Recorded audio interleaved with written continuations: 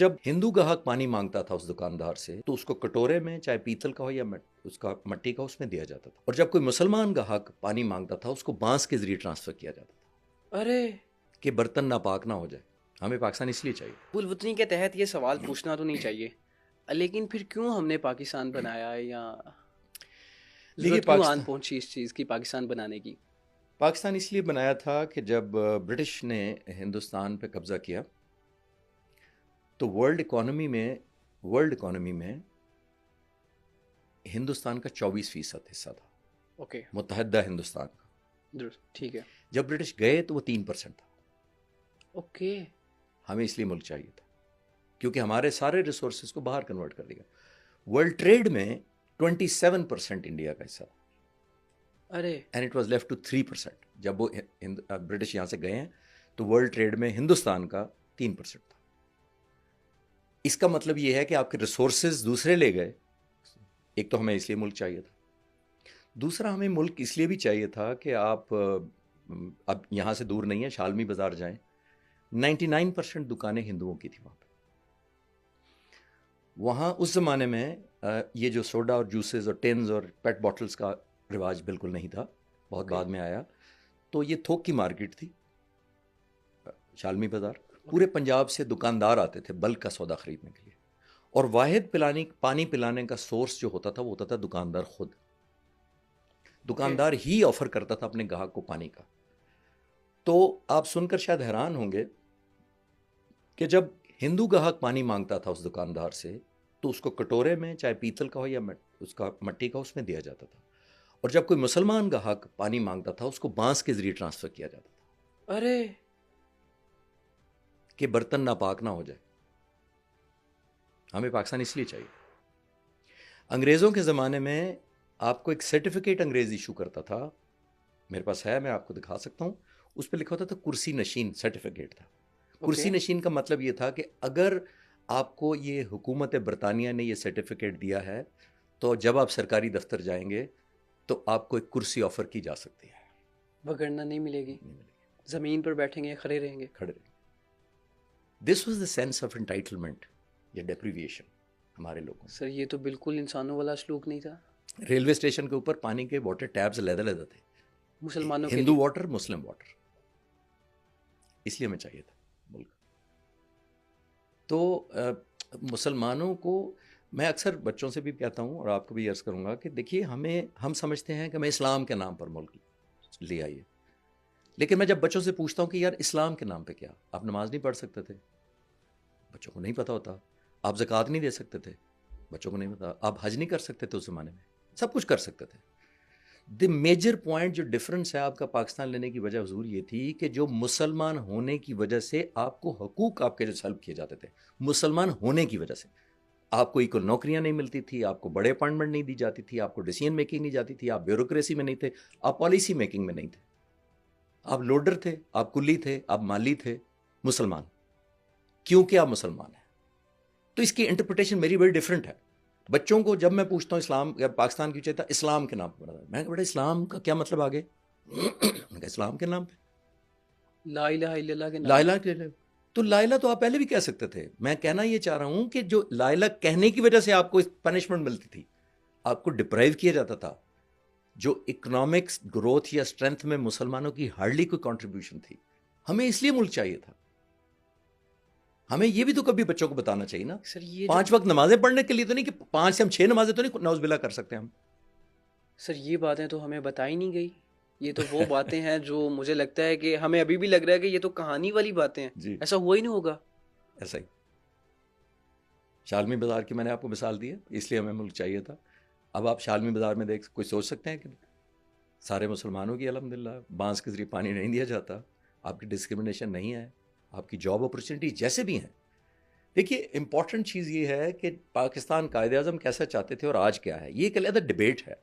Unfortunately بالکل وہ پاکستان نہیں ہے جو قائد اعظم چاہتا تھا. قائد اعظم کیسا پاکستان چاہتے تھے؟ میں نے عرض کیا قائد اعظم نے بہت ہسٹری بہت زیادہ پڑھی تھی. جو ابھی میں نے آپ کو پرسنٹیج بتائی، برٹش ٹائم پہ یہ اکانومی تھی اور یہ ٹریڈ گلوب ٹریڈ میں ہمارا حصہ تھا. قائد اعظم کو پتا تھا کہ یہ ملک کو لوٹا جا رہا ہے، اس کے ریسورسز، اس کے منرلز، سب کچھ لے کے انگلینڈ لے جاتا ہے، ان کو ویلیو ایڈ کر کے اپنے نام سے بیچتا ہے. میں ایک دلچسپ بات یہاں کا اور ایڈ کرتا چلوں. ورلڈ اکانومی میں انگلینڈ کا انڈیا آکوپائی کرنے سے پہلے کنٹریبیوشن تھا 1%. اوکے. انڈیا 27% کہہ رہا ہوں میں، اور انگلینڈ کا اپنا تھا 1%. جب ہندوستان کو چھوڑا ہے آخر میں ورلڈ اکانومی میں انگلینڈ کا حصہ تھا 10%. 10 ٹائمز انگلینڈ کی اکانومی بڑی. اور انڈیا نے اس زمانے میں بہت سارے ملکوں پہ قبضہ کیا ہوا تھا، اور وہ کچھ افریقہ کے تھے جو قابل ذکر نہیں تھے. اگر کوئی قابل ذکر تھا تو وہ یہ تھا، یہ ملک کاؤ جو تھی یہ اصل کاؤ تھی جس کے ذریعے انگلینڈ نے اپنی اکانومی 10 گنا زیادہ بڑھائی. تو قائد اعظم جیسے بندے کو پتا تھا کہ ہماری اکانومی، ریسورسز اور ساری سہولیات پہ تو انگریزوں کا قبضہ ہے، اور مسلمانوں کو آؤٹ آف دا 2 تو ہم تیسرے چوتھے نمبر پہ ہیں. کیٹیگرائزیشن آف دا سٹیزنس، پہلے انگریز ہیں، پھر ہندو ہیں، پھر کچھ اور، پھر ہم آتے ہیں. تو انہوں نے کہا اس لیے ہمیں چاہیے تھا کہ یہ تو ہم پھر ساری عمر محکوم رہیں گے. کیوں قائد اعظم کانگریس میں ہوتے ہوئے کانگریس چھوڑی اور مسلم لیگ بنائے؟ اس لیے کہ ان کو پتا تھا کہ ہم صرف ماسٹرز نہیں بدلنا چاہتے، کہ پہلے ہمارے انگریز ماسٹرز ہیں، اب ہمارے ہندو ماسٹرز ہیں. سر اس کے بعد بہت سارے لوگ پاکستان میں آئے بھی بننے کے بعد جو کانگریس میں تھے، جی بالکل. ان کے آنے کی وجہ کیا تھی پھر؟ دیکھیں قائد اعظم کی تھوڑی سی مجبوری، میں جو as a student of history میں یہ سمجھ پایا ہوں کہ قائد اعظم کو بڑا آئسولیٹ اس زمانے میں سب نے کیا تھا. کانگریس نے بھی کیا ہوا تھا، انگریزوں نے بھی کیا ہوا. ٹھیک ہے. تو قائد اعظم کو ضرورت تھی ساتھیوں کی، اور قائد اعظم کی آخری دنوں میں صحت اتنی خراب تھی کہ قائد اعظم کو فلٹر کرنے کا ٹائم نہیں ملا کہ یہ ٹرو ہے، یہ سنسیئر ہے، یہ بہت زیادہ سنسیئر ہے، یار یہ اپرچونٹسٹ ہے. تو یہ بہت کم لوگ جانتے ہیں، جون 1947 میں پاکستان بننے سے کوئی 3-3.5 مہینے پہلے قائد اعظم کو سوئے ٹی بی اٹیک ہوا تھا. پاکستان بننے سے پہلے 3 ماہ پہلے. اوکے. اور اتنا سویئر تھا کہ قائد اعظم کو لگتا تھا کہ شاید یہ میری زندگی کا اینڈ ہے. That is the reason Quaid Azam کے پاس یہ چوائسیز نہیں تھیں. ان کو پتا تھا میری زندگی اتنی کم ہے، اور اگر میں نے یہ جلدی فیصلے نہ کیے تو میرے پیچھے کوئی ایسا لیڈر نہیں جو کانگریس کو کنفرنٹ کر سکے اور انگریزوں کو کنٹرول کر سکے. اس لیے کچھ فیصلے ہو سکتا ہے اس طرح نہ ہو آئیڈیل سرکمسٹانسز میں جو آج ہم 75-77 سال بعد گیج کرتے ہیں آئیڈیلزم کے سینس میں.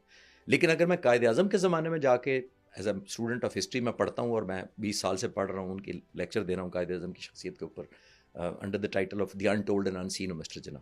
میں ایسے ایریاز میں بتانا چاہتا ہوں قوم کو کہ ان کو کانٹروورشل چھوٹی چھوٹی باتوں پہ ہم کچھ لوگ بنانا چاہتے ہیں. یہ باتیں بھی ہوتی ہیں، حالانکہ مجھے نہیں لگتا یہ باتیں کرنے والی، کہ قائد اعظم تو پینٹ کوٹ پہنتے تھے، قائد اعظم تو سگار پیتے تھے، یہ کیسے ہو سکتا ہے کہ مسلمان امہ کا لیڈر سگار پی رہا ہے؟ سر ایسے سوال بھی پوچھے جائیں گے؟ پوچھے جانا چاہیے. مجھے تو کوئی اس سے حیرانگی نہیں. آپ سے بھی ہوتا ہوگا یہ سوال؟ ویسے میں ایک دفعہ ایک میڈیکل کالج میں گیا لیکچر دینے قائد اعظم پہ ہی، اور جب لیکچر اینڈ ہوا تو ایک فائنل ایئر کی اسٹوڈنٹ کھڑی ہوئی. شی انٹروڈیوس کہ میں فائنل ایئر میں پڑھ رہی ہوں، میرے چند مہینے رہ گئے ہیں، I am going to be doctor. میں نے کہا جی مبارک ہو. صحیح ہے. انہوں نے مجھے کہا کہ سر don't you think Quaid Azam was not a good Muslim. یہ بچی نے مجھے کہا اچھا ہی was not a good Muslim, تو واٹ ڈو یو تھنک، آپ کا کیا خیال؟ تو میں نے ان سے پوچھا، میں نے بچی کو کہا، میں نے کہا آپ ڈاکٹر قدیر خان کو جانتی ہیں؟ تو ظاہر بچی نے کہا جی سر. میں نے کہا کون تھے؟ انہوں نے کہا وہ نیوکلیئر سائنٹسٹ تھے. میں نے کہا کیا کیا انہوں نے کہا انہوں نے ہمیں بم دیا پاکستان کو. میں نے کہا ٹھیک. میں نے کہا کتنی نمازیں پڑھتے تھے؟ تو اس نے کہا پتہ نہیں. میں نے کہا کتنی زکوٰۃ دیتے تھے؟ پتہ نہیں. میں نے کہا حج کیا تھا انہوں نے؟ پتہ نہیں. تو میں نے کہا جس ایک شخص سے آپ بم لیتے وقت تو حساب نہیں کرتے نمازوں کا، اسے بم لے لیتے ہیں. بالکل درست ہے. تو جس نے آپ کو ملک دیا آپ نمازوں کا حساب کر رہے ہیں. تو اللہ تعالیٰ پہ بھی چھوڑ دیں، جو اس کے کام کرنے کے اس کو کرنے دیں. نمازوں کا حساب ہمیں ملک دے گیا. اور میں نے بھی آپ کو شالمی کی بتائی ہے پکچر، یہ قائد اعظم کے وسیلے سے بدلی گئی نا. 99% دکانیں اب نہیں، اب 100% مسلمانوں کی ہیں. آپ کو بانس میں پانی نہیں دیا جاتا. تو جو حساب اللہ میاں نے کرنے ہیں وہ اللہ میاں کو کرنے دیں. ہم اور پھر آپ شاید مجھ سے یہ سوال کریں گے پھر یہ کیوں کہا جاتا ہے کہ قائد اعظم کے بارے میں نیگیٹو باتیں کی جاتی ہیں. میں آپ سے یہ عرض کروں کہ قائد اعظم کے بارے میں اس لیے بہت میجورٹی جو ہمارے کرتے دھرتے ہیں، ڈیسیژن میکرز ہیں، کافی سارے لیڈرز بھی ہیں، سارے نہیں میں کہتا، وہ قائد اعظم کو کنٹروورشل اس لیے کرنا چاہتے ہیں کہ میں اس کے اسٹینڈرڈ کو نہیں پہنچ سکتا تو اس کے قد کو چھوٹا کریں.